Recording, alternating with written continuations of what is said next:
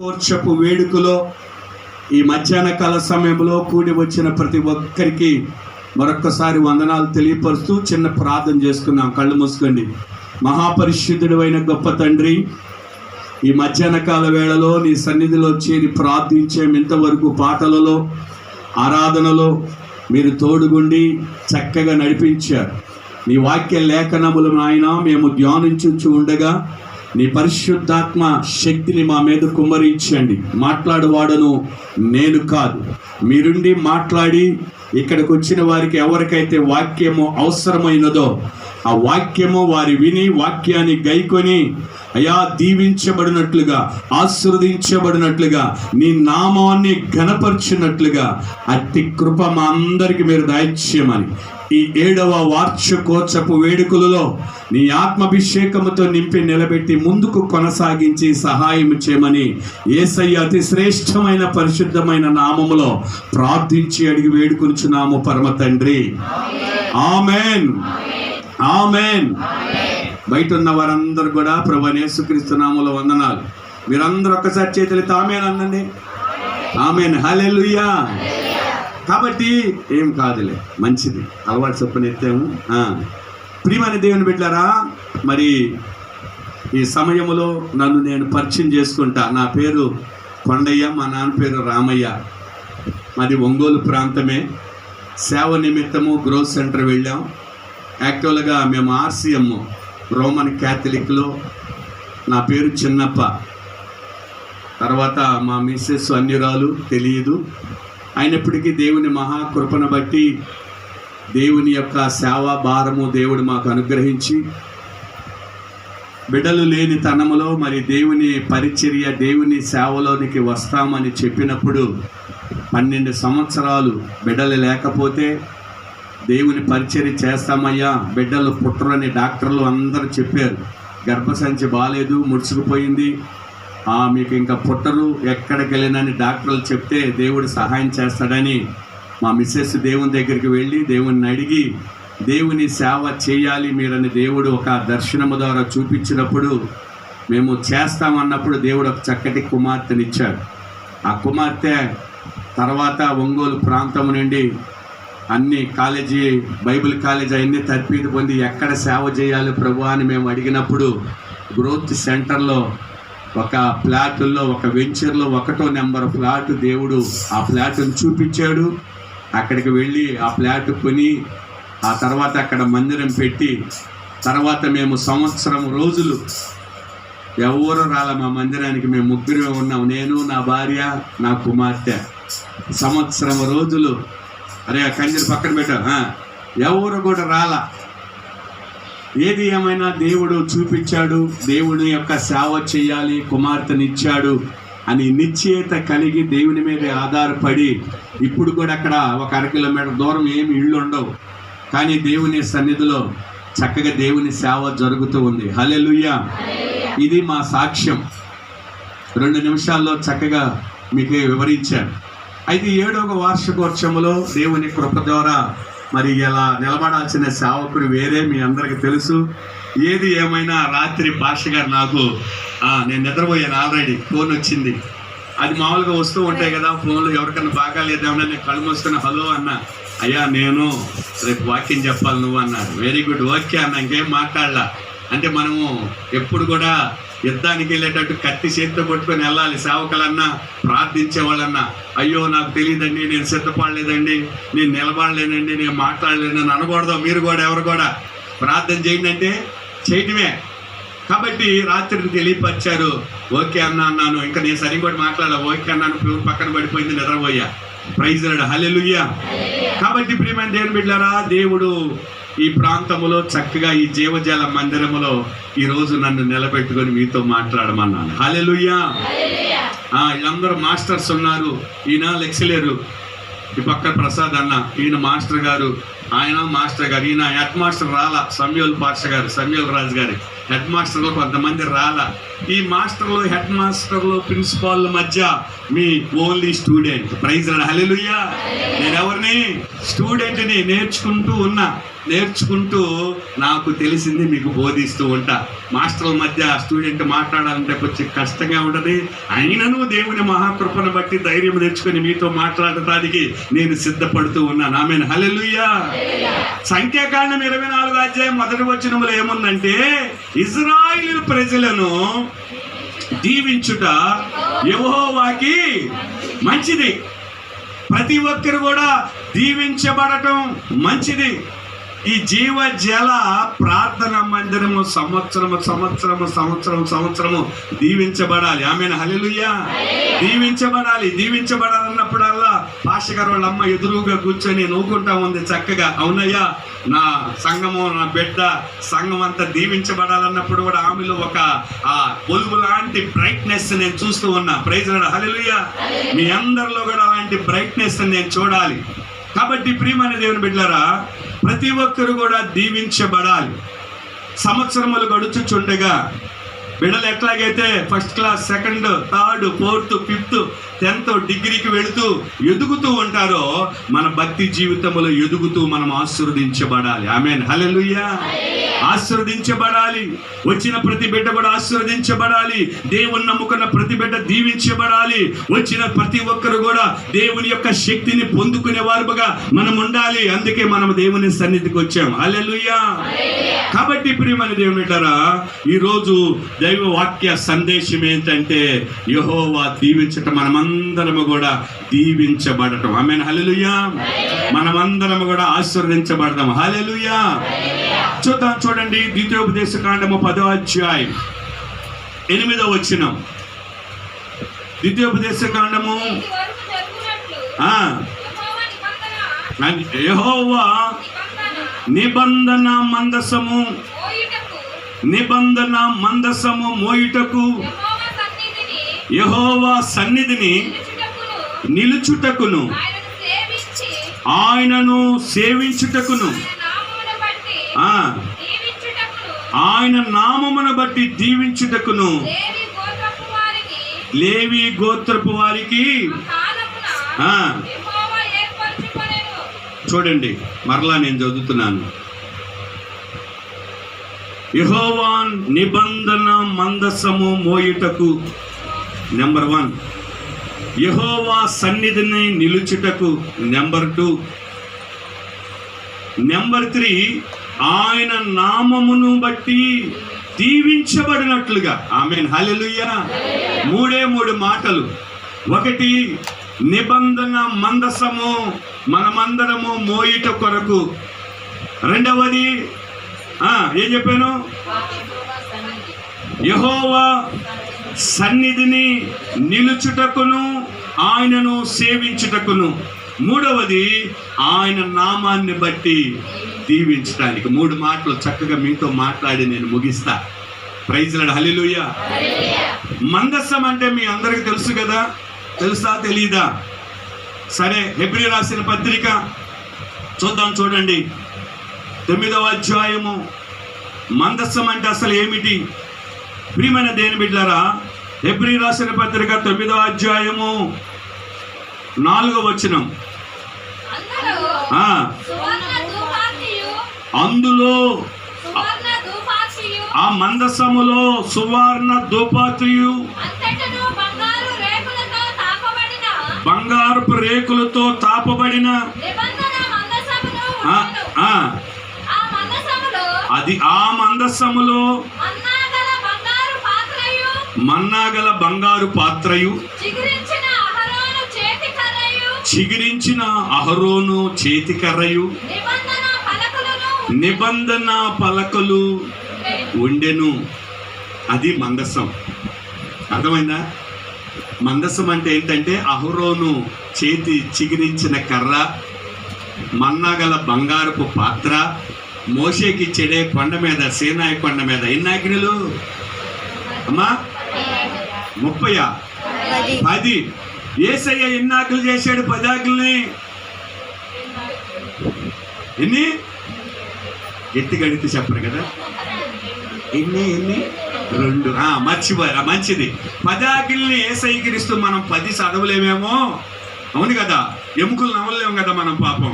అందుకని వీళ్ళు నా బిడ్డలు చదవలేరు 10 ఆజ్ఞలు అని దేవుడు ఏం చేశాడంటే 2గా మార్చేసాడు. నేను తప్ప వేరొక దేవుడు నీకు ఉండకూడదు, నీ వల్లే నీ పొరుగు వారిని ప్రేమించండి, యేసయ్య చెప్పింది అదే మాట. మోషే అయితేనేమో చక్కగా 10 ఆజ్ఞలు మనకు రాసి పెట్టారు.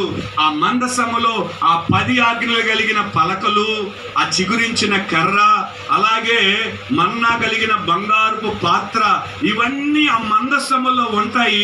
ఆ మందసం ఏంటంటే దేవుడు నివసించే స్థలం. ఆమేన్, హల్లెలూయా. దేవుడు ఉండే స్థలం, హల్లెలూయా. దేవుడు ప్రసన్నత చూపే స్థలం, హల్లెలూయా. ఆ మందసము మన ఇంటిలో గాని మందిరములో గాని మనలో కూడా ఉంటే మనము చిగురిస్తూ ఉంటాం, ఆశీర్వదించబడుతూ ఉంటాం. అది మందసము యొక్క విధానం. కాబట్టి మందస్తమాన్ని తెరిచి చూశారు కొంతమంది. ఏముందలే అనుకొని కొంతమంది ఏం చేశారంటే తెరిచి చూశారు. చూడండి, సమూయేలుకు రాసిన 1 గ్రంథములో 6వ అధ్యాయములో 19వ వచనములో మందసాన్ని, పరిశుద్ధత లేకుండా, ప్రార్థన జీవితం లేకుండా ఆ మందసాన్ని తెరిచి చూడటం వల్ల ఏం జరిగిందంటే, చూడవమ్మా, సమూయేలుకు రాసిన 1 గ్రంథము 6:19 లేదా 6:19 లేదా?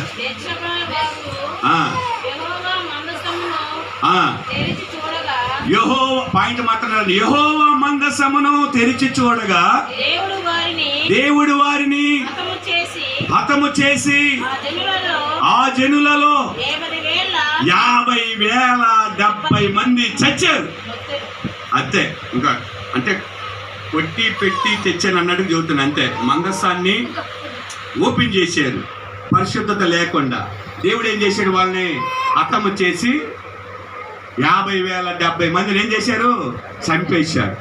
తర్వాత సమూయేలుకు రాసిన 2వ గ్రంథములో, ప్రియమైన దేవుని బిడ్డలారా, సమూయేలుకు రాసిన 2వ గ్రంథములో 6వ అధ్యాయములో 6వ వచనములో మందసము బండి మీద తీసుకువెళ్తుంటే ఉజ్జియా అనే వ్యక్తి చేయబట్టి దాన్ని పట్టుకోబోయలేక ఉజ్జియా ఏమయ్యాడు? చదువమ్మా. వచ్చినప్పుడు ఎడ్ల బండి కాలు జారినందున ఉజ్జియా చెయ్యి చాపి పట్టుకొనగా యెహోవా కోపము ఉజ్జియా మీద రగులుకొనెను. పట్టి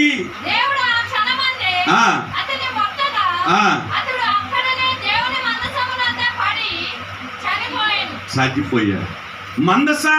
దేవుని మందసాన్ని తెరిచి చూచినప్పుడు 50,070 మంది చచ్చిపోయారు. ఓకే, తర్వాత కాలు జారుతుంటే పట్టుకోబోయిన ఉజ్జియా చేయబెట్టగానే ఉజ్జియా కూడా ఏమైపోయాడు? అక్కడికక్కడ చచ్చిపోయాడు. గల కారణం ఏంటంటే మందసం అంటే పరిశుద్ధతకు సాదృశ్యము, మందసం అంటే దేవుని సన్నిధికి సాదృశ్యము, మందసం అంటే దేవుని నివసించే స్థలానికి సాదృశ్యము. పరిశుద్ధత లేకుండా పట్టుకోవటం వల్ల, పరిశుద్ధత లేకుండా తెరిచి చూడటం వల్ల అక్కడికక్కడే చనిపోయారు. ఇందాక చదివిన కాడే దావీదు తీసుకెళ్తున్నాడు ఎడ్ల బండి మీద. తీసుకెళ్తుంటే ఉజ్జియా చచ్చిపోగానే దావీదు ఏం చేశాడంటే, ప్రియమైన దేవుని బిడ్డలారా, వామ్మో ఉజ్జియా పుట్టుకోగానే చచ్చిపోయాడు, ఇది నా ఇంటికి తీసుకెళ్తే మేమందరం చస్తాము. చూడండి, దావీదు అతి తెలివి చూడండి. మేమందరం చచ్చిపోతామని వెళుతూ ఉండగా ఒక వ్యక్తి కనపాడు. ఆ వ్యక్తి పేరేంటైతే ఓబేదేదేము. ఎవరమ్మా? ఓబేదేదేము ఇంట్లో ఈ మందసం పెడితే నాశనం అయిపోతాడు నాకు అర్థం లేకుండా అని కుయుక్తి పొంది ఓబేదేదేము ఇంట్లో పెట్టుకోమన్నాడు మందసాన్ని. ఎవరో? దావీదు. అర్థమైందా? దావీదు ఐడియా ఏంది? ఒరే ఉజ్జియా పట్టుకోగానే ఉజ్జియా చచ్చిపోయాడు, అంతకుముందు తెరిచి చూచినప్పుడు 50,000 మంది చచ్చిపోయాడు, వామ్మో పట్టుకోగానే వీడు చచ్చాడు, నా ఇంటికని తీసుకెళ్తే నేనేం పెద్ద పరిశుద్ధుడిని కాదు, నేను కూడా చచ్చిపోతానని పై వేసి దారిని వెళుతున్నప్పుడు ఓబేదేదేము ఇల్లు కనపడితే ఓబేదేదేము ఇంట్లో పెట్టాడు. ఎవరో? దావీదు. ప్రియమైన దేవుని బిడ్డలారా, ఓబేదేదేము ఇంట్లో పెట్టడం వలన 3 నెలలు ఉండటం వలన, చదువు మాట, ఓబేదేదేము ఇంట్లో 3 నెలలు మందసము పెట్టటము వలన చదవండి చదవండి అక్కాయిలు. 3 నెలల కానీ స్టార్ట్ చేయక ఓబేదేదేము ఇంటిలో ఉండగా యెహోవా ఓబేదేదేమును అతని ఇంటి వారందరినీ ఆశీర్వదించాడంట. ఇక్కడ మందసము ఇంటిలో ఉండటం వల్ల ఓబేదేదేముని వాళ్ళ అమ్మని, వాళ్ళ చెల్లెలని, వాళ్ళ అక్కని, కిరణ్ పాస్ గారికి ఎంతమంది చుట్టాలు ఉన్నారు, అక్కలో చెల్లెలు, వాళ్ళ అమ్మని చూశాను, వదిన చూశాను, అందరం చూసా, బంధువులందరినీ. ఈ ఓబేదేదేమి ఇంట్లో కూడా మందసం ఉండటం వలన ప్రియమైన దేవుని బిడ్డారా, ఓబేదేదేమి ఇల్లు ఆశీర్వదించబడింది. బంధువులు, రక్త సంబంధికులు, అంతే కదా, బెల్లం ఉంటేనే కదా ఏగలు వచ్చేది.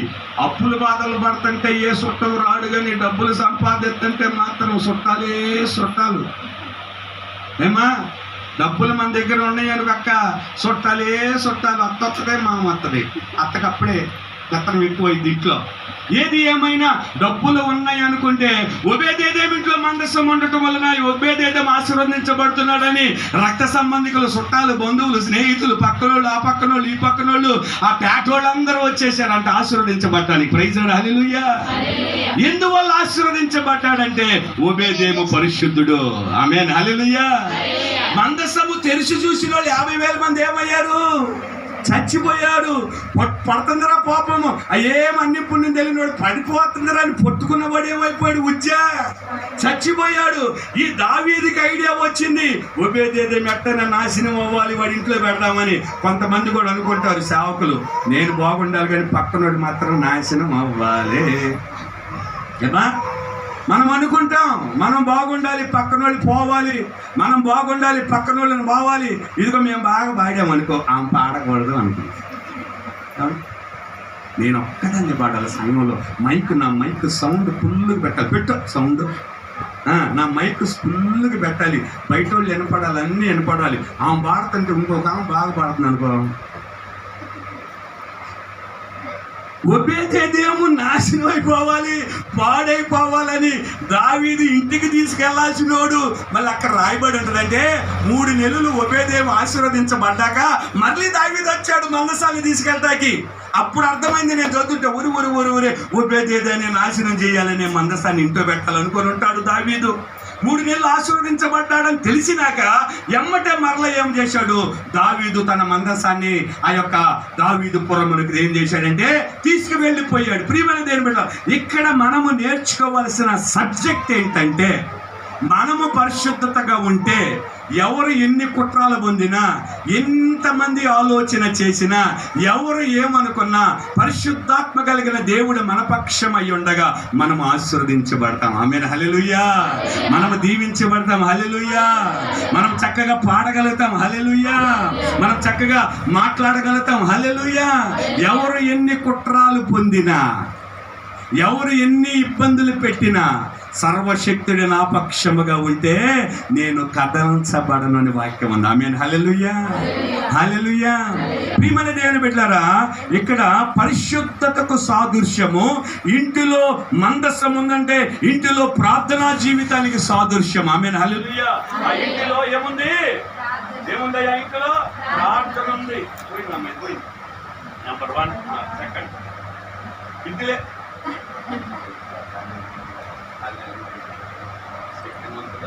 ప్రైజ్ ది లార్డ్, హల్లెలూయా.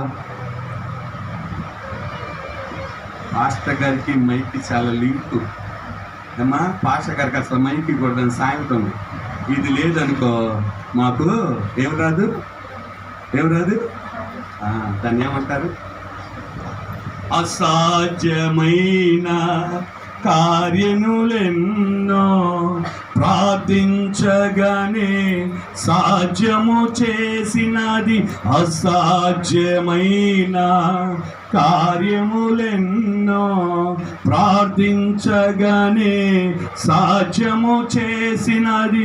అనుదినమును తన వాత్సల్యమును చూపి అంతకంతకు హెచ్చించినది. అనుదినమును తన వాత్సల్యమును చూపి అంతకంతకు హెచ్చించినది. నీ కృప బాహుల్యమే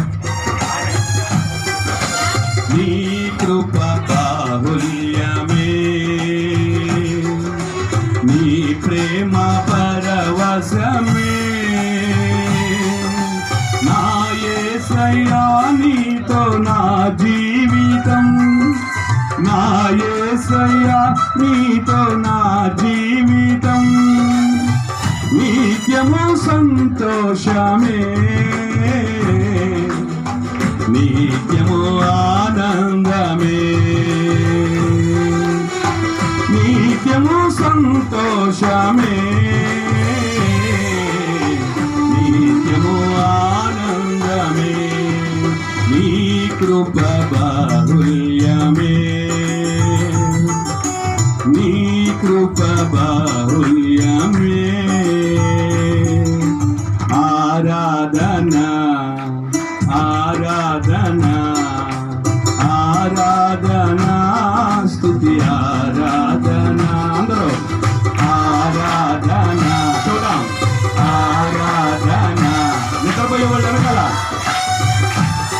స్తుతి ఆరాధన ఆరాధన స్తుతి ఆరాధన ఆరాధన స్తుతి ఆరాధన ఆరాధన స్తుతి ఆరాధన ఆరాధన స్తుతి ఆరాధన అందరూ ఆరాధన ఆమేన్ ఆరాధన ఆరాధన స్తుతి ఆరాధన ఆరాధన ఆరాధన ఆరాధన స్తుతి ఆరాధన హల్లెలూయా. మొదటి మాట ఏంటంటే ప్రియమైన దేవుని బిడ్డలారా, ఇప్పటి వరకు నేను చెప్పింది నిబంధన మందస్సము మోయువాడు. ఎవరంట? నిబంధన మందస్సము మోయువాడు.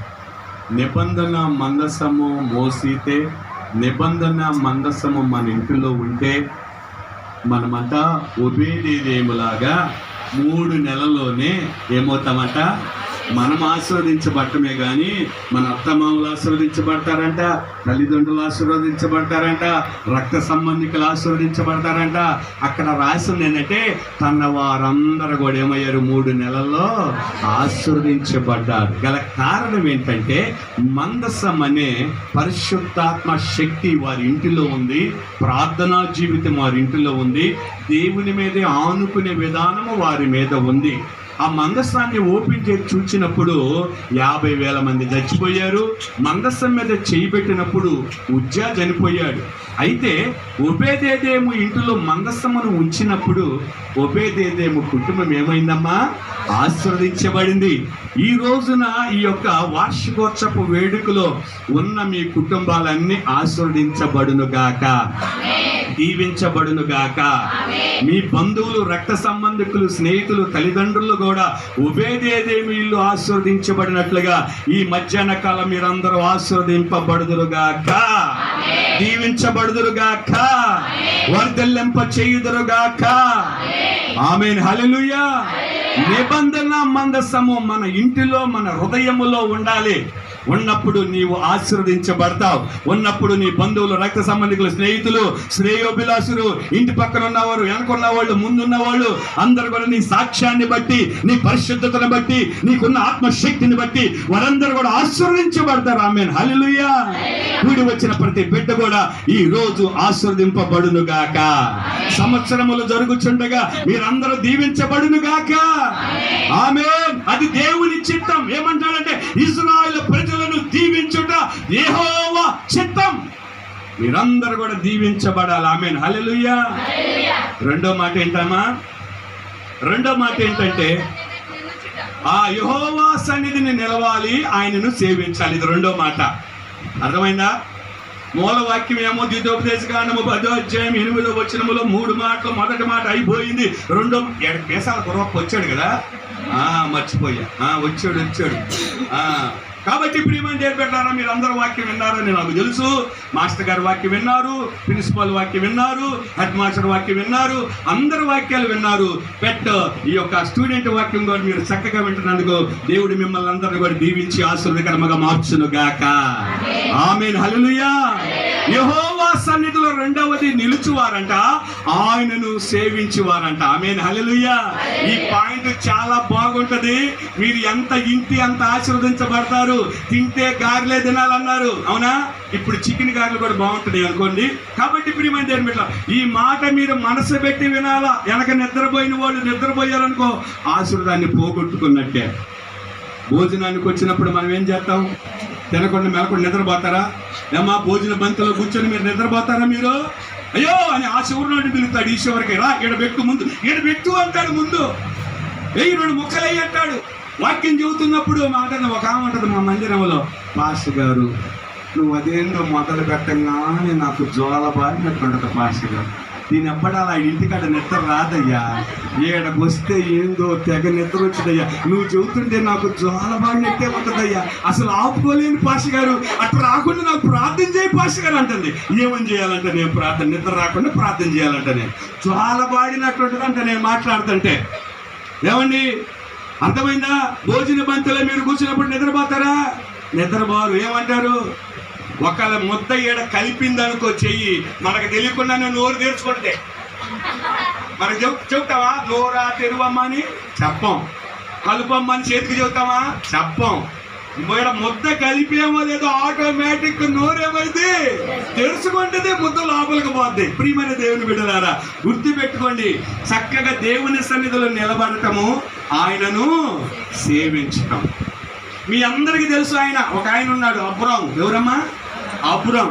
ఒక కొత్త కోణంలో వినబోతున్నారు మీరు ఇప్పుడు. అబ్రాం మీ అందరికీ తెలుసు. 12వ అధ్యాయములో 1వ వచనములో దేశము నుండి, బంధువుల నుండి, ఆ ఇంటి నుండి వెళ్ళమన్నాడు. వెళ్ళమన్నాడా? వచ్చాడా? వచ్చాడు. 8వ వచనంలో ఏం చేశాడు చూడండి. 12:8 అక్కడ ఉండి అతడు బయలుదేరి చేరి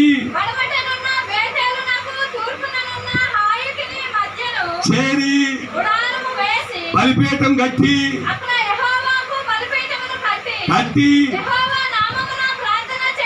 ప్రార్థన చేశాడు. ఏం చేశాడమ్మా? ప్రార్థన చేయగానే కిందకు వచ్చే కరువు వచ్చేసింది. అమ్మా ప్రార్థన చేసాడో లేదో కిందకి రాంగల్లో కరువు వచ్చింది. కరువు వచ్చిందో లేదో ఆయన పెళ్ళాన్ని ఎత్తుకుపోయాడు. ఒక రాజుగారు వచ్చి ఏం ఎత్తుకెళ్ళాడు? దేవుడేం వెళ్ళమన్నాడా? ఈయన వెళ్ళాడా? వెళ్ళాడు. ఏదో ఆడు 8వ అధ్యాయం 9వ వచనంలో గుడారం వేశాడు, బలిపీఠం కట్టాడు, ప్రార్థన చేశాడు. ప్రార్థన చేయగానే కరువు వచ్చేసింది. కరువులో మూలిగి నక్క మీద తాడిగా పడ్డాక నానా సాగు చత్తంటే అబ్రహాము అక్కడంట కొనియాడారంట ఆమె అందగత్య అని. ఎవరిని? ఆమెకి ఎన్నేళ్ళు? అబ్రహాంకి 75 ఏళ్లలో వెళ్ళమన్నాడు. 75 ఏళ్లలో బయటకు వచ్చాడు. అబ్రహాంకి 75 అయితే శారమ్మకి 10 ఏళ్ళు చిన్నది. 60 ఏళ్ళు. 65 ఏళ్ళు. 65 ఏళ్ళు అంట చక్కని చుక్కని అక్కడ కొనియాడారంట. చదువమ్మాయి వాక్యము ఆదికాండంలో, చదువమ్మాయి. ఆ అధిపతులు కొనియాడారని చదువమ్మ తల్లి. అబ్రాహాము ఐగుప్తులో చేరినప్పుడు ఎన్ని ఏళ్ళకంట? 65 ఏళ్ళకంట సౌందర్యం అంట. వెనకోళ్ళు వింటున్నారా? చెప్పు రన్నింగ్ లో ఉండాలి మా బండి, పైన ఆకూడదు. చూచి పొగడిరి గనుక ఫరో ఇంటికి వెళ్ళిపోయింది. ఏమ్మా చూడండి, 65 వయసులో చూడండి అబ్రహాముని దేవుడు రమ్మన్నాడు, వెళ్ళాడు. బాగా ఆలోచించండి. దేవుడు రమ్మన్నాడు, వెళ్ళాము, ప్రార్థన చేశాడు, కరువు వచ్చింది, పెళ్ళాన్ని తీసుకెళ్ళాడు. ఏం చేస్తారు మనమైతే? గొడ్డలు సర్దుకొని పుట్టింటికి వస్తామనా? ఏంటి దేవుడు ఎట్ట పిలిచాడని అబ్రాహం అయితే గొడ్డలు సర్దుకొని అబ్రాహము పుట్టింటికి వెళ్ళేవాడు. మనం అనుకో ఏదైనా ఇంట్లో తేడా వచ్చినానుకో ఆడపిల్లలు ఏం చేస్తారమ్మా? అప్పుడంటే వెళ్ళినప్పుడు చెప్పాడు, ఇప్పుడు 5 నిమిషాలు హలో అమ్మా ఇచ్చాడే ఏం చెప్తారు?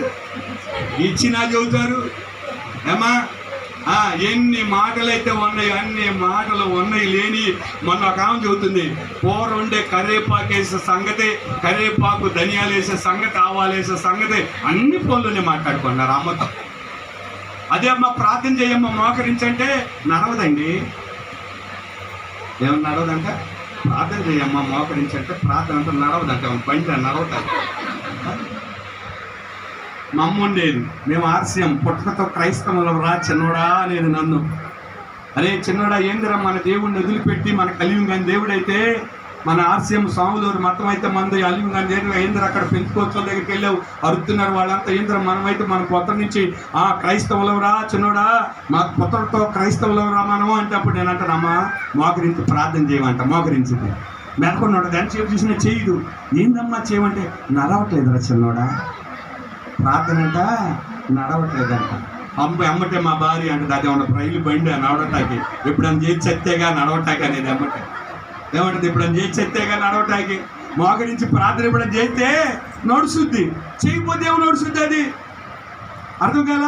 అది ఎవరన్నా పక్కింటి వాళ్ళ మీద తిట్టమను, లేదా భర్త ఏమన్నా అన్నాయి గుర్తు పెట్టుకోమని పెళ్ళినప్పుడు తిట్టిని చచ్చిపోయిందా గుర్తు చెప్పక అంటే అవునా ఉంటాయి. అవి రిమైండ్స్ కూడా అప్పుడప్పుడు ఆ సమయం చిక్కినప్పుడు చూస్తారు, ఎప్పుడు వేద్దామా మళ్ళీ రిటర్న్ కౌంటర్ ఎప్పుడు వేద్దామా అని మైండ్లో ఏమవుతాయి ఫిక్స్ అయిపోయి ఉంటాయి.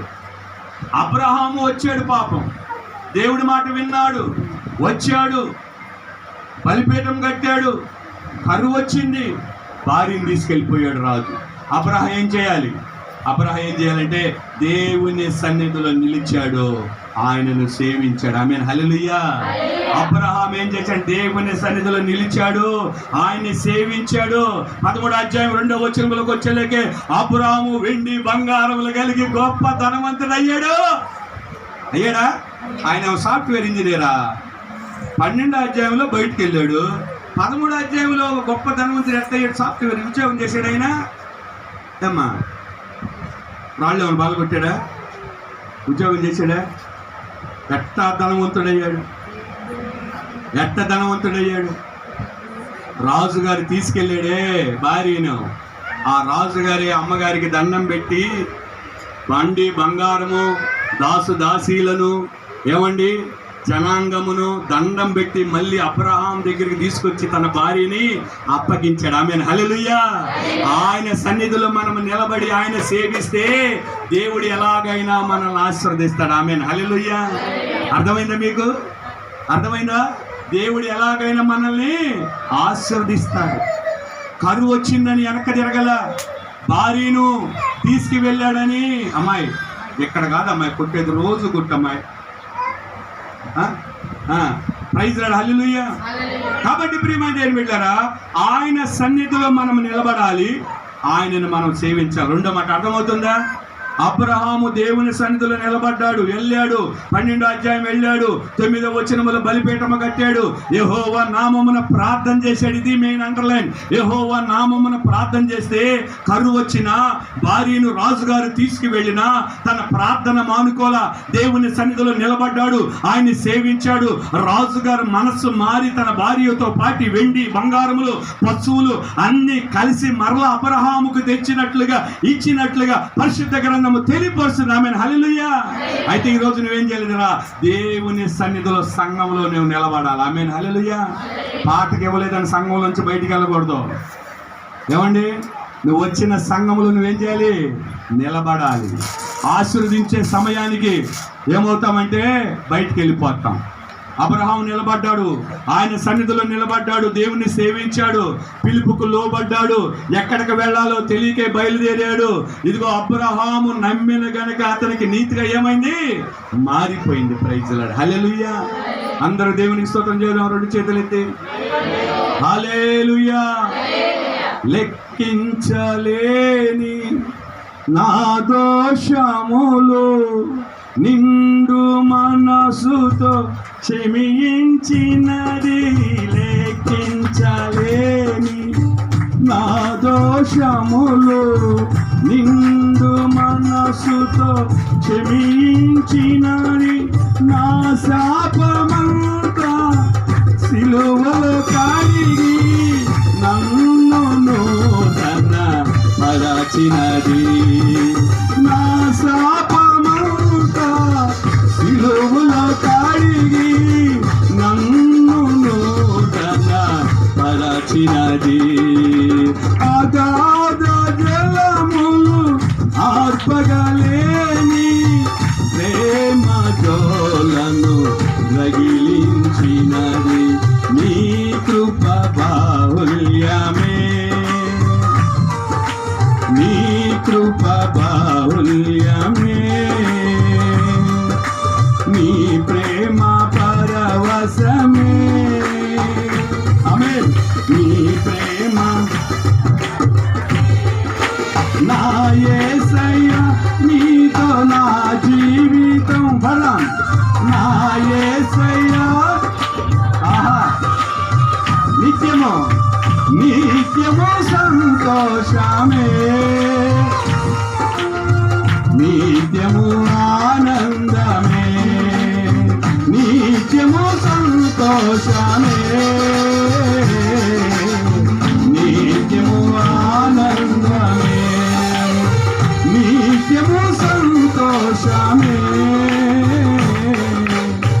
నిత్యము ఆనందమే. ఆరాధన ఆరాధన అందరూ ఆరాధన స్తుతి ఆరాధన ఆరాధన ఆరాధన ఆరాధన.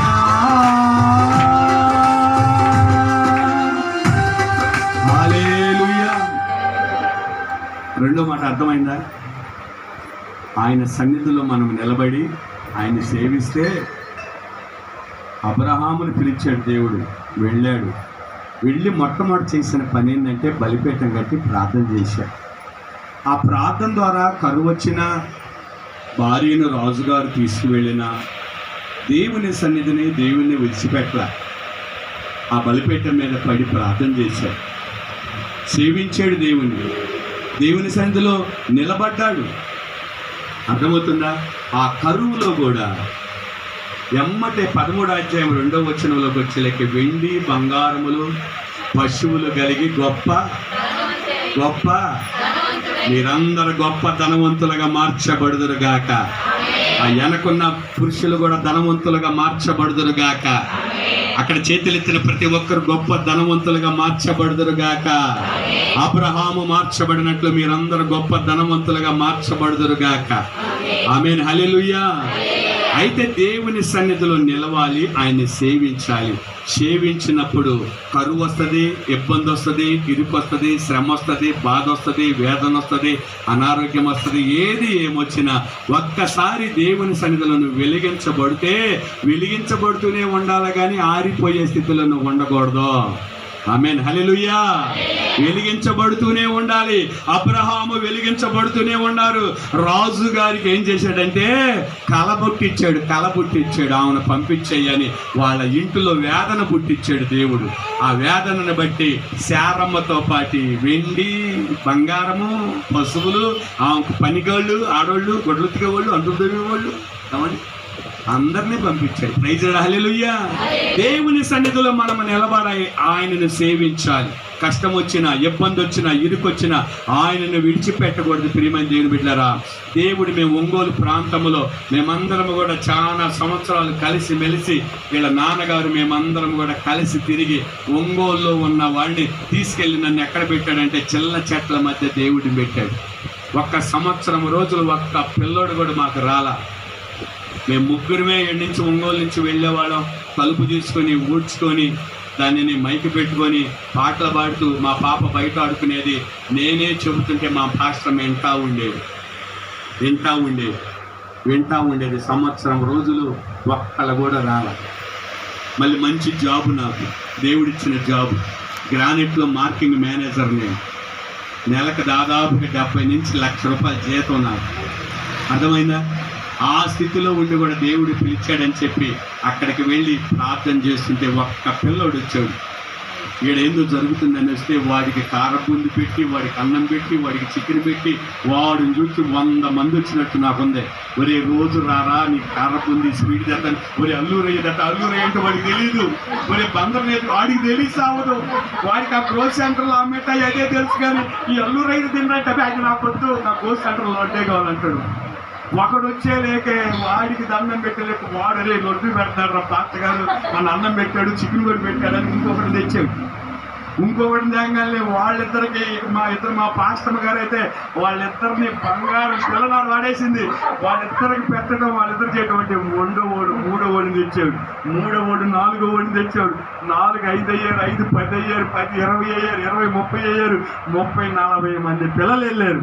మీటింగ్ పెడితే కుర్చీ తేడరా అంటే నేనే పోవాలి కేజీటీకి కుర్చీ తెచ్చుకోవడానికి. మీటింగ్ పెట్టేవారు ఆయన అంటే కుర్చీకి మోసేవాడు ఒకడో లేడు నా దగ్గర, మరి ఆ కుర్చీ ఎత్తరాకంటే నేనే పోయి నేనే తెచ్చుకోవాలి. ప్రియమైన దేవుని బిడ్డలారా, దేవుని సన్నిధిలో నిలబడ్డాం, దేవునిని సేవించాం. అర్థమవుతుందా? ఎంత కష్టపడ్డామంటే, అయినా కానీ మంచి జీతం ఉంది, మంచి పరపతి ఉంది. నాకు చక్కగా ఒంగోలు టౌన్లో నేను కారులో కంపెనీకి వెళ్తే మా మిస్తో కారు బడాయి అనుకుంటారు. ఇప్పుడు చూస్తే నిజం, అబ్బో ఈయన వచ్చాడమ్మ తేగ బడాయి కొడతాడు. నిన్న ఒకడు వచ్చాడయ్యా మధ్యాహ్నం తేగ బడాయి కొట్టాడు అనుకుంటాడు. నేను పోయిన తర్వాత నేను ముందు చెప్పరు అనుకో అంటారు మీరు, నాకు తెలుసు, అందుకని నేను చెప్పట్లా. నేను ఒక కారులో పోతే మా భార్య ఒక కారులో పోయేది, అది స్థితి. ఆడకపోతే ఆ పిల్లలు ఒక అమ్మాయి ఎదురు కూర్చుంది. ఏం చేస్తా, పాస్టర్ గారు ఆ మధ్యలో నా పిల్లని తీసుకెళ్ళి శుభ్రంగా కడిగి ఆ పిల్లని నీళ్లు పోసి ఇచ్చేసి నాకు వాక్యం ఓడి అంటాడు. అదే హల్లెలూయా అంటే హల్లెలూయా అంటారు, కారపుంది ఎప్పుడు పెడతా అంటాడు ఒకళ్ళేసి. ఎన్ని తిప్పలు పడ్డానంటే అన్ని తిప్పలు పడ్డా. 3 సంవత్సరాలు ఒక్క పెద్దవాళ్ళు రాలా. మీటింగులు మాత్రం బ్రహ్మాండంగా డబ్బులు ఉన్నాయిగా, జీతం వస్తుందిగా, ఉన్నాయిగా డబ్బులు. మీటింగులు మాత్రం తెగ పెట్టేవాళ్ళు. కుర్చీ కావాలంటే మా పాష గారు కూడా వచ్చారు 2017 ఏమండి 16 కానించి మీటింగులు చక్కగా జరుగుతూ ఉన్నాయి. అందరు మా పాష గారు వాళ్ళు అప్పటి నుంచి వస్తూ ఉన్నారు, చక్కగా జరిగాయి. కానీ సంఘంలో ఎవడు ఉండేవాడు కాదు. వాక్యం చదువుతుంటే ఎవడు పాటుగా ఒకడొచ్చి గోళ్ళు ఆడుతున్నాం పానేవాడు. నేను ఇక్కడ వాకింగ్ చూస్తాడు, వాడు గోళ్ళు ఆడుతూ ఉండేవాడు. ఒరే రాయింద్ర అంటే నువ్వు కానీ పద్దాలు చెప్పిందో చదువుతుంటే, నువ్వు కానీ పద్దాలు చదువుతుంటే ఆడింటాం మేము, నువ్వు కానీ అంటాడు వాడు. ఇక మా పాఠం కానివ్వండి వాళ్ళతో, ఎందుకంటే మళ్ళీ మొదలెట్టేవాడిని, మళ్ళీ ఒక ఇద్దరు లేచిపోయేవాళ్ళు బయటికి, మళ్ళీ మొదలేశాడు రాని. ఏది ఏమైనా 3 సంవత్సరాలు 40 మంది పిల్లలతో పడి మళ్ళీ ఫస్ట్ ఆదివారం భోజనం వాళ్ళకి రోజు భోజనాలే, ఆదివారం భోజనాలే. ఒక పెద్దవాళ్ళు వచ్చి అసలు ఇక్కడ ఏం జరుగుతుంది పిల్లలని పెద్దవాళ్ళు వచ్చి చూడటం వల్ల మా ప్రయాసం వాళ్ళు చూసి, మా బాధ వాళ్ళు చూసి, అయ్యో ఇంత ప్రయాసపడుతున్నారు వీళ్ళకి ముందు కారులో ఈడకు వచ్చారు, ఆ తర్వాత ప్రయాసం అంతా కూడా కార్లన్నీ పోయినాయి, ఉన్నాయన్నీ పోయి అన్ని తీసేసామనుకోండి, మొత్తం పోయింది. ఇప్పుడు పరిస్థితి ఏంటంటే చర్చి అంతా నిండింది, ఇంతమంది ఉంటారు సంఘంలో ఉన్నారు, కానీ ఇప్పుడు పరిస్థితి ఏంటంటే ఇలాంటి అమ్మ గుప్పిళ్ళు బియ్యం తెచ్చిస్తే తిని బ్రతుకుతున్నా. ప్రైజ్ లార్డ్, హల్లెలూయా హల్లెలూయా. ఉద్యోగం మానేసాను, అన్ని వదిలిపెట్టాను, దేవుని సన్నిధిలో ఉంటే వెచ్చగైనా ఉండు, లేకపోతే చల్లగైనా ఉండరా చిన్న అన్నాడు దేవుడు. అయ్యా నేను వెచ్చగా ఉంటాను, చల్లగా ఉద్యోగం ఏమొద్దు, అన్ని వదిలేసాను. 5 సంవత్సరాలైంది ఉద్యోగం వదిలేసి. ఇప్పుడు సంఘంలో వాళ్ళు గుప్పిడి బియ్యం తెచ్చాడు పెడితే అవి తిని బ్రతుకుతున్నా. ప్రైజ్ లార్డ్, హల్లెలూయా. కాబట్టి ప్రియమైన దేవుడు మనల్ని విడిచిపెట్టే దేవుడు కాదు. అబ్రహాం వెళ్ళాడు భార్యను తీసుకొని, వెళ్తే అబ్రహాముని దేవుడు వదిలిపెట్టాడా? వెండి బంగారములు కలిగి గొప్ప 24 మొదటి వచనంలో చూస్తే ఆది కాండములో అబ్రహాము అన్ని విషయాల్లో ఏనా ఎదురవుతుందా లేదా? అన్ని విషయాల్లో అబ్రహాం ఏమయ్యాడట? అన్ని విషయాలు అని రాసిందా? అన్ని విషయాల్లో అబ్రహాం ఏమయ్యాడంటే దేవుని సన్నిధిలో నిలబడ్డాడు. ఆయన ఏం చేశాడు? సేవించాడు. మనము కూడా దేవుని సన్నిధిలో నిలబడాలా, సంఘములో నిలబడాలా, సేవకుల దగ్గరగా మనము నిలబడాలా, సేవకురాల దగ్గరగా మనము నిలబడాలా. దేవుని వైపు మనము చూడాలా, మనుషుల వైపు మనము చూడకూడదు. మనుషులు ఎందుకంటే మనుషులు ఏం చేస్తంటే అప్పిచ్చారనుకో మరలా మనుషులు అడుగుతారు. ఈరోజు కూర గిన్నెలో కూర వేసిస్తే తెల్లారి మనకు కూర గిన్నె వచ్చింది. మనం వండుకొని 2 రోజులు వేయలేదనుకో వచ్చి తగ్గిందే రాదు కూర గిన్నె. ఈరోజు మనం వేస్తే రేపు వాళ్ళు పెడతారు. 2 రోజులు నువ్వు చికెన్ వండుకొని ఆమెకు వాసన పోయి నువ్వు కూర వేయలేదు అనుకో, వాళ్ళు వచ్చిందా నీకు గిన్నె రాదు. మనుషుల వైపు మనం చూడొద్దు, మనుషుల యొక్క మాటల వైపు మనం చూడొద్దు. సర్వశక్తి కలిగిన దేవుడు, ఆశీర్వదించే దేవుడు ఆయన, దీవించే దేవుడు ఆయన. అబ్రహామును ఆశీర్వదించినట్లుగా మీరందరూ వెండి బంగారములు కలిగి గొప్ప ధనవంతులుగా మార్చబడుదురుగాక. బంగారం అనే లేక నాకు కూడా గుర్తొచ్చిందమ్మా. కంపెనీలో ఉన్నప్పుడు మా బాసు బోనస్ ఇచ్చాడు 10,000 రూపాయలు. ఈగానే నేను పోయి ఒక షవర్ పెట్టి ఉంగరం కొనుక్కున్నానన్న. నా ఫ్రెండ్ గోపి గారు ఉండి సోఫా సెట్ కొన్నాడు. అయ్యా సోఫా సెట్ వద్దు, నీకు ఉపయోగకరంగా ఉండి ఉంగరం కొనుక్కో, ఎప్పుడన్నా తాకడ పెట్టుకొని అవసరతలో ఉపయోగపడితే. మా ఇంట్లోకి వచ్చినప్పుడు జనాలు రిచ్గా ఉండాలన్నా, రిచ్గా ఉండాలి. మీకు తెలియదు బంగారం ఎవరు చూస్తాడు. ఒక కంపెనీకి పెట్టుకొస్తే బాగా చూసాడు, రెండోసారి బోనస్ ఇవ్వడు కదా. అందుకని నేను కొనను, నేను సోఫా చెట్టు కొనుక్కుంటానని సోఫా చెట్టు కొన్నాడు. సోఫా చెట్టు కొన్నాడు. సరే లుకింగ్ బాగుంది, అంత బాగుంది, యాక్టివ్గా ఉన్నాడు. ఏదో అవసరమైంది వచ్చి నా దగ్గర కన్నా నీ ఉంగరం ఇవ్వ, తాకట్టు పెట్టుకోవాలని. ఉంగరం ఎందుకు, సోఫా సెట్ నేను ఎత్తుని పెడతాను, బ్యాంక్ దగ్గరికి వెళ్దాం, నేను ముందే వెళ్తా. అడనప్పకుండా మా వాడు సోఫా చెట్టు తెస్తాడు, అడనప్పకుండా మా వాడు సోఫా చెట్టు తెస్తాడు. బ్యాంక్ మేనేజర్ దగ్గరికి వెళ్దాం, నేను అర్థం తీసే బాధ్యత నాది. ఎవరి కూడా తలుపులు కూడా పగల పడతా, సోఫా సెట్ మాత్రం నేను ఎత్తుని పెడతా, నేను తీసుకెళ్తా రాను అంటే నువ్వు అపకారం చేస్తున్నావన్నా నన్ను, నువ్వు కావాలని మాట్లాడుతున్నావన్నా నన్ను. ప్రియమైన దేవుని పెట్టారా, ఆ రోజు కూడా జ్ఞానులు ఏం తీసుకెళ్ళి రేసే దగ్గరికి కావాల్సినంత కొని పెట్టుకోండి మీరు కూడా. ప్రైజ్ హల్లెలూయా. అంటే మీరేం పెట్టుకోలేదు అంటారేమో, లోపల పెట్టండి, వీరి వల్ల అవసరానికి ఉపయోగపడింది. యేసయ్య దగ్గర కూడా వాళ్ళు ముగ్గురు జ్ఞానులు వెళ్ళారు. బంగారము, బోళము, సాంబ్రాన్ని తీసుకెళ్ళాడు. అబ్రహాము కూడా మనం చూస్తే వెండి బంగారంలో కలిగి గొప్ప ధనవంతుడిగా మారిపోయాడు. బంగారం ఉంటేనే విలువకు, పెళ్లికి వెళ్ళి బంగారం వేసుకుంటేనే పలకరించేది. బంగారం లేకుండా మా పాశ్రమలాగా తెల్లగా వచ్చిందని కాకపోతే బంగారం ఉంటే అక్క ఎప్పుడు కొన్నా. మా బాబాయ్ ఒకడు ఉన్నాడు, మెడలో చైన్ కనపడాలంటే పక్క మాట్లాడితే అంటాడు, అంటాడు. ఎప్పుడు వచ్చా అంటాడు, ఉంగరాలు ఇంత పెట్టి. ఎప్పుడు వచ్చాక అబ్బా ఎప్పుడు వచ్చావురా, ఏమండి చైన్ కనపడాలా కానీ పోకపోతా. నేను కూడా వేసే యాసాలన్నీ 2 గుండీలు తీసేవాడిని, నేను కూడా వేసినవాడిని యాసాలని. ప్రియమైన దేవుని బిడ్డలారా, వెండి బంగారము కలిగి అబ్రహాము వలె మీరు గొప్పవారిగా మారుదురుగాక. ఆమేన్. 3వ మాట ఉంది. నా టైం ఉందన్నా, అయిపోయిందా, ఉందా? 3వ మాట ఉంది, చూడమ్మా. 3వ మాట చూడండి. ఆయన నామాన్ని బట్టి దీవించటం. ప్రైజ్ లార్డ్, హల్లెలూయా. ఈ మాట కూడా చాలా బాగుంటుంది, మీరు చక్కగా వింటే. దీవించటం. ఇజ్రాయెల్ ప్రజలు ఐగుప్తుకి వెళ్ళింది ఎంతమంది? పాస్టర్ గారు చెప్పకూడదు, తప్పు. ఎంతమంది అమ్మా? యాకోబు సంతానము ఎంతమంది అంటే 12 మందినా?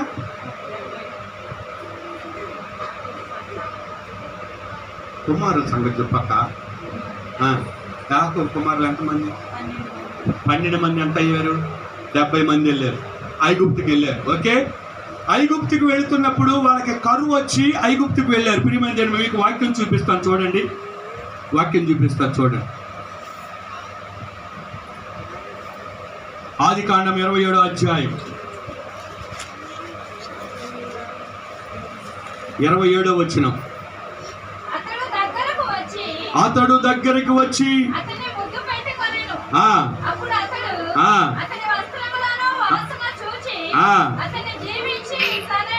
ఓకే, ఇప్పుడు ఇక్కడ నేను చెప్పే మాట ఏంటంటే ఇస్సాకు యాకోబుని దీవించాడు. ఓకే, తర్వాత యాకోబు తన కుమార్తెలను దీవించాడు. అంతవరకు బాగుంది. 49వ అధ్యాయంలో యాకోబు ఫరోను దీవించాడు. ఈ మాట చూడండి, 47:7. ఆదికాండం 47వ అధ్యాయం 7వ వచనములో యాకోబు ఎవరిని దీవించాడంట? ఫరో.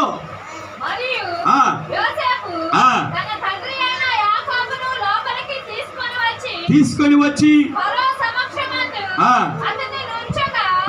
యాకోబు ఫరోను దీవించాడు. ఈ మాట గుర్తుపెట్టుకోండి. అసలు కరువు వచ్చి తినటానికి తిండి లేక, అర్థమవుతుందా ఏమ్మా? యాకోబు సంతానానికి కరువు వచ్చి తినటానికి తిండి లేక ముందు యోసేపు నమ్ముకున్నారు. యోసేపు నానా తంటాల పడి పోతీఫర్ ఇంట్లో పడ్డాడు. పోతీఫరు నుంచి భార్య వలన జైల్లో పడ్డాడు. జైల్లో నుంచి ఐగుప్తులోనికి వెళ్ళాడు. ఐగుప్తులో ప్రధానమంత్రిగా చక్కగా ధాన్యం అమ్మి వాడిగా స్థిరపడ్డాడు. తర్వాత వాళ్ళకి భోజనం లేకపోతే అన్నదమ్ములు 11 మందికి ఆ యొక్క యోసేపు దగ్గరికి వెళ్ళడం వల్ల అన్నదమ్ములను తెలుసుకున్నారు. ఎట్టగైనా యోసేపు బాగా అక్కడ ప్రధానమంత్రిగా ఉన్నాడు కాబట్టి, సింపుల్ గా చెబుతున్నా, ప్రధానమంత్రిగా ఉన్నాడు కాబట్టి యాకోబు సంతానం అంతా కూడా ఐగుప్తుకు వెళ్ళిపోయారు. ఇక్కడ వీళ్ళు బ్రతకటానికి వెళ్ళారు ఐగుప్తి, అంతే కదా. బ్రతకటానికి వెళ్ళిన యాకోబు ఎవరిని ఆశ్రయిస్తున్నాడంట? ఫరోని ఆశ్రదిస్తున్నాడంట. ఆమేన్, హల్లెలూయా. బాగా అర్థం చేసుకోండి. బ్రతకటానికి వెళ్ళిన యాకోబు అక్కడ బ్రతికిస్తున్న ఫరోని ఏం చేస్తున్నాడంట? దీవిస్తున్నాడు, ఆశీర్వదిస్తున్నాడు. దేవుని సన్నిధికి మీరందరూ వచ్చారు, మీరు దీవించబడాలి. ఆమేన్. మీ పక్కన వారిని, మీ బంధువులను, మీ స్నేహితులను వారు దీవించినట్లుగా మీరు ప్రార్థన చేయాలి. ప్రైజ్ లార్డ్, హల్లెలూయా. యాక్టివ్గా ఫరో దీవించాలి. ఎవరిని? యాకోబు వాళ్ళందరినీ. ఫరో డబ్బున్న రాజు, అన్ని సకల ఆస్తులన్నీ ఉన్నాయి. కానీ ఇక్కడ ఎవరు ఆశీర్వదిస్తున్నారంట? ఫరోని. దేవుని సేవకుడుగా, దేవుని నమ్ముకున్నవాడిగా, దేవుని మీద ఆధారపడ్డవాడిగా, దేవునితో జీవించువాడుగా యాకోబు ఎవరిని ఆశీర్వదిస్తున్నాడమ్మా? ఫరోని ఆశీర్వదిస్తున్నాడు. మీరందరూ ఇక్కడ ఉన్న వాళ్ళందరూ దేవుని మీద ఆధారపడిన వారే, దేవుని స్తుతిస్తున్న వారే, దేవుని నమ్ముకున్న వారే. మీరు ఆశీర్వదించబడాలా? ఎదుటి వారిని మీరు ఏం చేయాలా? ఆశీర్వదించే స్టేజికి మీరు రావాలా. వారు ఎంత ఉన్నవారైనా సరే, ఎంత డబ్బున్నా, బిల్డింగులున్నా, మేడలున్నా, ఎన్ని ఉన్నా సరే. ఆమేన్, హల్లెలూయా. సేవకుల మీటింగులు జరుగుతూ ఉంటాయి. నిన్న చిలకలూరుపేటలో మీటింగ్ జరిగింది. ఆ షాలేం అన్నది ఆయన దగ్గరికి వచ్చారు, మంత్రులు అందరూ వచ్చారు. చాలా మంత్రులు వస్తే మంత్రులను ఆశీర్వదిస్తున్నాడు ఎవరో? సేవకుడు చేయబెట్టి ప్రార్థన చేస్తున్నాడు. ప్రైజ్ లార్డ్, హల్లెలూయా. పెద్ద మినిస్టర్స్ వచ్చారు. ఏమండి, అంతకుముందు గుడారాల పండుగలో కూడా ఏమైందంటే చక్కగా ఆ గుడారాల పండుగలో కూడా హోంశాఖ మంత్రులు, ఆ మంత్రులు, ఈ మంత్రులు అందరూ వెళ్ళారు. వాళ్ళందరిని కూడా సేవకుడు ఏం చేశాడంట? దీవించి ప్రార్థన చేశారు. మీరు కూడా ప్రియమైన దేవుని బిడ్డలారా, ఈ మాట బాగా గుర్తుపెట్టుకోండి. దేవుని నమ్ముకున్న మనము ఆశీర్వదించబడాలా? ఎదుటి వారిని మనం పడించాలా? ఆశీర్వదించాలి. అర్థమైందా కాలేదా? మళ్ళీ మొదటి నుంచి రమ్మంటే మళ్ళీ మొదటి నుంచి వస్తా. చెప్పండి, టైం ఎంతైందని నేను చూడను. అర్థమైంది. మీరు వచ్చారు, 4 మాటలు వినాలి. రంగడంట తిరణాలు వెళ్ళాడంట. రంగడు తిరణాలు వెళ్ళి కొండెక్కాడు, కొండ దిగాడంట. కొండెక్కాడు, కొండ దిగాడు. యార రంగ కొండెక్కే పెళ్ళానికి మల్లెపూలు కూడా కొనలేదు ఏంద్ర అన్నాడంట పక్కనోడు. యాడండి మల్లెపూలు కొన్నా అయిపోయినాయి. మరి చెరుకు గెడలన్నా, మిఠాయి అన్నా కొనొచ్చు కదంటే అవి కూడా కొందాం అనుకోలేక అయిపోయి అన్నట్టు రంగడు. ఈ తిరణాలకు మళ్ళీ ఏంది ప్రయోజనం? పెళ్ళడానికి మల్లెపూలు తేలేదా, చెరుకు గెడలు తేలేదా, మిఠాయి తేలేదా? ఆ పిల్లలు తిప్పుకుంటారే గాలిపట్టాలి ఎంత కొట్టుకొని, అవి కూడా తేలేదు. ఊదిరి పిల్లలు తేలేదు, కూరలు తేలేదు, ఏమి తేలా. ఒట్టి చేతులతో వచ్చాడు రంగడు. వాటి వల్ల వాడి తిరణాలతో వెళ్ళడం వల్ల ప్రయోజనం ఏంటి? మందిరానికి చక్కగా బైబిల్ తీసుకొని వచ్చారు. 2 మాటలు నేర్చుకోవడం వల్ల మీకు ప్రయోజనం ఏంటంటా నేను? ఆమేన్, హల్లెలూయా. ఇప్పుడు ఎవరు నమ్మట్లా, మాట్లాడటంలా. ఏమండి, 2 మాటలు నేర్చుకోవాలి. పరిశుద్ధాత్మ దేవుడు మీ అందరితో మాట్లాడుతూ ఉన్నాడు. ఆమేన్, హల్లెలూయా, హల్లెలూయా, హల్లెలూయా. దేవుని సన్నిధికి వచ్చిన నీవు 2 మాటలు 3 మాటలు నీ హృదయములో దాచబడాలి. వాక్యానుసారముగా జీవించాలి. అందరినీ ఆశీర్వదించబడుతూ, నీవు ఆశీర్వదించబడుతూ అనేక మంది నేను ఆశీర్వదకరముగా మార్చబడాలి. ఆమేన్, హల్లెలూయా, హల్లెలూయా. 3 మాటలు ముగిచ్చేస్తాను. 3 మాటలు ప్రియమైన దేవుని బిడ్డలారా. మొదటి మాట, మందసము మోయువారులాగా ఉంది. మందసం అంటే దేవుని సన్నిధి, దేవుని ప్రసన్నత, పరిశుద్ధాత్మ శక్తి మన కుటుంబంలో ఉండాలి. దాన్ని ఎట్టబట్టి అట్ట వాడామంటే చచ్చిపోతాం. పరిశుద్ధత లేకుండా మందిరానికి వచ్చి మన ఇష్టానుసారముగా ఉన్నామంటే ఏమైపోతాం? పరిశుద్ధత లేకుండా తెరిచి చూశారు, ఏమైపోయారు? చచ్చిపోయారు. ప్రార్థన పక్కన పెట్టి ప్రార్థనే గదవేషాలన్నీ వేస్తే మనం ఆశీర్వదించబడం. గట్టిగా చెబుతున్నా, ప్రార్థనే. ఒబేదేదేమి ఇంట్లో మందసం పెట్టారు. ఒబేదేదేమి 3 నెలల్లో ఆశీర్వదించబడ్డాలి. అలాగే మీ కుటుంబాలన్నీ ఆశీర్వదింపబడును గాక. ఒబేదేదేమి ఇంటిలాగా మీరు కూడా 3 నెలల్లో మీరందరూ ఆశీర్వదించబడుదురు గాక. మీ అప్పు బాధలన్నీ పోవును గాక. మీకున్న బడలికలన్నీ పోవును గాక. మీకు మంచి ఆరోగ్యం వచ్చును గాక. ఉన్న రోగాలన్నీ యేసు నామములో ఇప్పుడే, ఈ యొక్క వార్షికోత్సవ సందర్భంగా ఉన్న దరిద్రం అంతా యేసు నామములో ఇప్పుడే ఆ కొత్తపట్నం సముద్రం దాకా పోవును గాక. ఆమేన్, హల్లెలూయా. ఈ సముద్రం దాటి పోవును గాక. బంగాళాఖాతంలోకి నీకున్న దరిద్రం అంతా యేసు నామములో. ఆమేన్. ఆ దరిద్రం పోయి శ్రీలంక వాళ్ళకి తగులుకున్నది గాక. హల్లెలూయా. కాబట్టి ప్రియమైన దేవుని బిడ్డలారా, మొదటి మాట, దేవుని సన్నిధి మన కుటుంబంలో ఉండును గాక. మనమందరము కూడా ఓబేదేదోము ఇల్లు ఆశీర్వదించబడినట్లుగా మనము ఆశీర్వదించబడుదుము గాక. ఆమేన్. రెండో మాట, దేవుని సన్నిధిలో నిలవాలి, ఆయనను సేవించాలి. నీకు కష్టం వచ్చినా, శ్రమ వచ్చినా, ఇదిగో అబ్రహాము కంటే కష్టమేమి రాలా, భార్యను ఎత్తుకుపోయాడు. మనం ఇక్కడ వాళ్ళైతే ఏం చేస్తారు? ఏం చేయరు.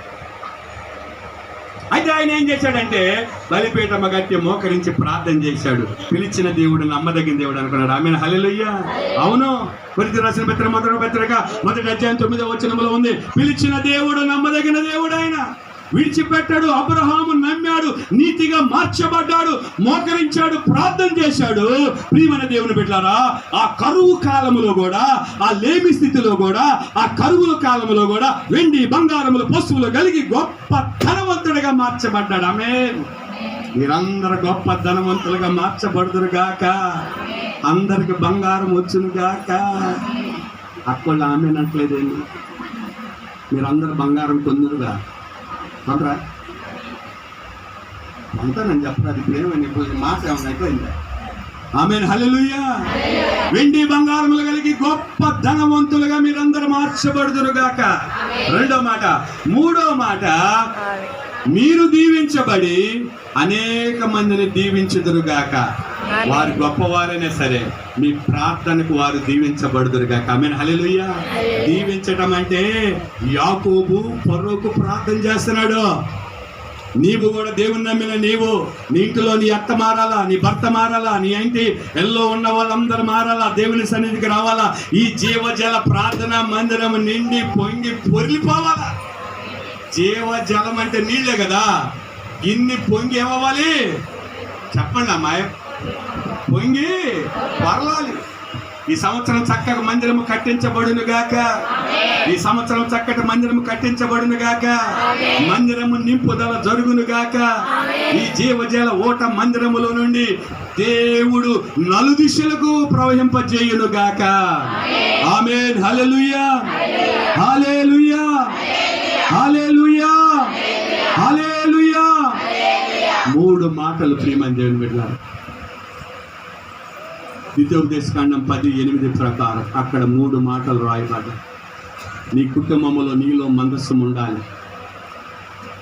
ఏ ఇబ్బంది వచ్చినా దేవుని సన్నిధిలో నీవు నిలిచి దేవుని సేవించాలి. నీవు దీవించబడుతూ అనేక మందికి ప్రార్థన చేస్తూ దీవించబడుతూ ఉండాలి. ఆమేన్, హల్లెలూయా. కాబట్టి ప్రియమైన దేవుని బిడ్డలారా, జ్ఞాపకం పెట్టుకోండి, ఈ 7వ వార్షికోత్సవ సందర్భంగా చక్కగా దేవుడు నన్ను నిలబెట్టుకొని, మీకు అర్థమైందో లేదో నాకైతే తెలియదుగా, నేను చల్లాల్సిన విత్తనాలు చల్లా. ఆ విత్తనాలు దేవుడే చెప్పాడు, మంచి నేల పడితే 100 చెప్పండి, 30 వద్దాం మనకు. 30 60 అసలు మనకొద్దు. ఏం చెప్పాలి మనము? 100. ఇక రాయి పక్కన పడినందుకు అక్క నిద్రపోతుంది, ఎర్ర చీర కట్టుకున్న వెనకాల అక్క భోజనాలు పెడుతున్నప్పుడు నిద్రపోతే అడిగమ్మా నిద్రపోరాస్తలేదు. కాబట్టి ప్రియమైన దేవుని బిడ్డలారా, ఈ 3 మాటలు మీ జీవితాలలో నెరవేర్చబడును గాక. ఆమేన్. నా దీపము యేసయ్యా నీవు వెలిగించిన అండలేసి నిలబడ్డాం. సుడిగాలిలోనైనా జడివానలోనైనా ఆరిపోదులే నీవు వెలిగించిన దీపము. నీవు వెలిగించిన దీపము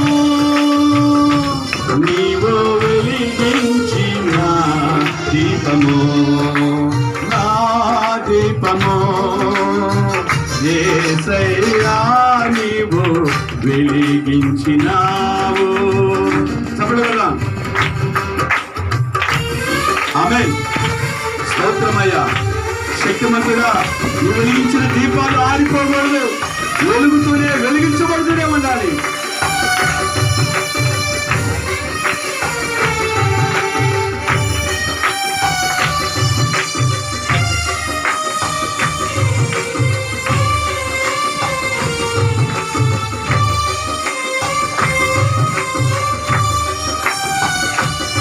ఆమేన్. ఆరని దీపమై దివ్యమానమై నా హృదయ కోవిలపై దీపాల తోరణమై. యేసయ్యా, అందరూ కూడా పడదాం, అందరూ కూడా ఉద్యముగా. ఆరని దీపమై దివ్యమానమై నా హృదయ కోవిలపై దీపాల తోరణమై చేచావు పండుగా వెలిగావు నిండుగా. చేసావు పండుగా వెలిగావు నిండుగా. నా దీపము యేసయ్యా నీవు వెలిగించినావు. సుడిగాలిలోనైనా జడివానలోనైనా ఆరిపోతులే నీవు వెలిగించిన దీపము. నీవు వెలిగించిన దీపము, నీవు వెలిగించిన దీపము. చెప్పగలరా? ప్రైజ్ లార్డ్, హల్లెలూయా. ప్రియమైన దేవుని బిడ్డలారా, దేవుని మందస్సము మీ కుటుంబంలో ఉండాలి. దేవుని మందస్సము నీ ఇంటిలో ఉండాలి. దేవుని మందస్సము నీ ఇంటిలో, నీ హృదయములో, నీ యొక్క అయాయితులో ప్రతి ఒక్కరిలో ఉండాలి. దేవుని సన్నిధిలో నిలబడాలి, ఆయన సేవించాలి. దేవుని సన్నిధిలో ప్రియమైన దేవుని బిడ్డలారా జీవించేవారుగా ఉండాలి. ఆమేన్, ఆమేన్. స్తోత్రమయ్యా, స్తోత్రం.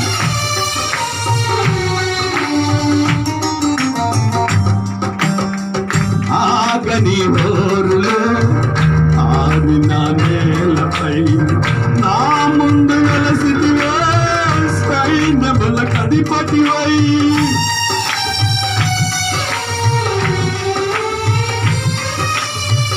ఆగని హోరులో ఆరిన నేలపై నా ముందు వెలసితివే సైన్యముల అధిపతివై. పరాక్రమశాలివై నడిచావు కాపరిగా. పరాక్రమశాలివై నడిచావు కాపరిగా. నా దీపము యేసయ్యా నీవు వెలిగించినావు. సుడిగాలిలోనైనా జడివానలోనైనా ఆరిపోతులే నీవు వెలిగించిన దీపము. నీవు వెలిగించిన దీపము, నీవు వెలిగించిన దీపము. మారని నీ కృప నన్ను వీడనన్నది. మార్మాల బడిలో నా సేద తీర్చుతున్నది, మ్రోగించుచున్నది ప్రతి చోట సాక్షిగా. మ్రోగించుచున్నది ప్రతి చోట సాక్షిగా. నా దీపము అందులో యేసయ్యా నీవు వెలిగించినావు. సుడిగాలిలోనైనా జడివానలోనైనా ఆరిపోతులే నీవు వెలిగించిన దీపము.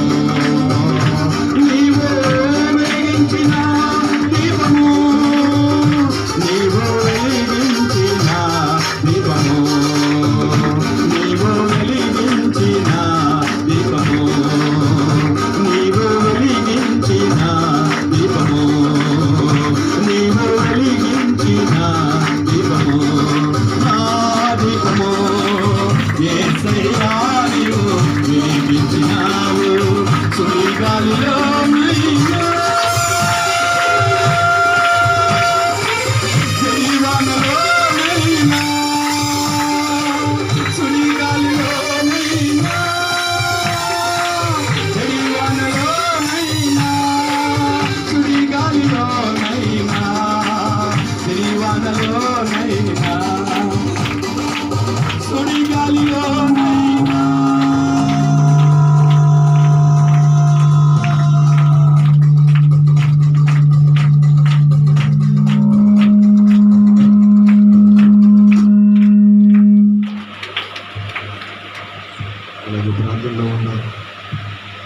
చెప్పబడిన లేఖనాలను జ్ఞాపకం చేసుకో. ఓబేదేము దేవుని యొక్క మందస్సము మోయటం వల్ల, ఓబేదేము మందస్సము దేవుని ఇంటిలో ఉండటం వల్ల ఆశీర్వదించబడ్డాడు. అబ్రాము దేవుని యొక్క నామమును బట్టి బలిపీఠముకైతే శ్రమ వచ్చిన, కష్టం వచ్చిన, శోధన వచ్చిన, సమస్య వచ్చినా కూడా దేవుని సన్నిధిలో నిలిచి ప్రార్థించగా అన్ని విషయంలో అబ్రాము ఆశీర్వదించబడ్డాడు. యాకోబు ఏ రీతిగా దీవించబడ్డాడు అంటే, ఫరోను దీవించినట్లు ఇతరులు దీవించబడి విధమైన దీవెనకరంగా ఈనాడు దేవుని యొక్క దీవెనలు పొందుకుంటున్నాడు. వచ్చిన తీర్మానంతో ప్రార్థన చేసుకున్నాం. నా మధ్యన దైవజనులు ముగింపు ప్రార్థన ప్రసాదయ్య గారు వచ్చిన ప్రార్థన చేస్తారు. తర్వాత ఆశీర్వాదంతో కార్యక్రమం ముగించుకున్నాం. చిన్న ప్రార్థన, అలాగే ప్రార్థనలో వచ్చిన తీర్మానం తీసుకొని ఓబేదేములాగా మనం ఆశీర్వదించబడాలి, అబ్రాములాగా ఆశీర్వదించబడాలి, యాకోబులాగా మనం ఆశీర్వదించబడాలి. ఉన్నట్లుగా దేవుని దృష్టికి ఆశీర్వదించబడి దీవించినట్టు మంచిగా ఉంటుంది. ఆ రీతిగా కూడినట్టుగా ముగించి తీర్మానంతో ఉందాం. చివరి ప్రార్థన మా మధ్యన ప్రసాదయ్య వచ్చిన ప్రార్థన చేస్తాం. పరిశుద్ధుడా, పరమ తండ్రి, పరలోకపు రాజా, నీ పరిశుద్ధ పాదములకు స్తుతులు స్తోత్రాలు. ఈ ఎండవేళ అబ్రహామును దర్శించిన రీతిగా మీ సేవకుని మీరు దర్శించి నువ్వు నాతో మాతో మీరు మాట్లాడినందుకై మీకు స్తుతులు చెల్లిస్తూ ఉన్నాం. అయ్యా, ఈ యొక్క జీవజల ప్రార్థనా మందిరముని యొక్క వెడలు విశాలపరచమని ప్రార్థిస్తున్నాం. సమృద్ధైన దీవెనతో నింపమని ప్రార్థిస్తున్నాం. ఎందరైతే ఈ వాక్యాన్ని విన్నారో వారందరికీ ఆదరణ, ఆశీర్వాదాలు మెండుగా దయచేయండి. చేరువచ్చినటువంటి ప్రతి ఒక్కరితో మీరు ఉండమని ప్రార్థిస్తున్నాను. సేవకులందరినీ మీ చేతుల్లో సమర్పిస్తున్నాను నాయన. ఇంకా పలు ప్రాంతాల్లో వాక్యం ఎత్తిన సేవకుడు మీరు బలపరిచి వాడుకోనమని వేడుకుంటూ ఉన్నాం. ఏ విధము చేతనైనా మీరు మహిమతో దిగవచ్చు వేళ శ్రేష్టమైన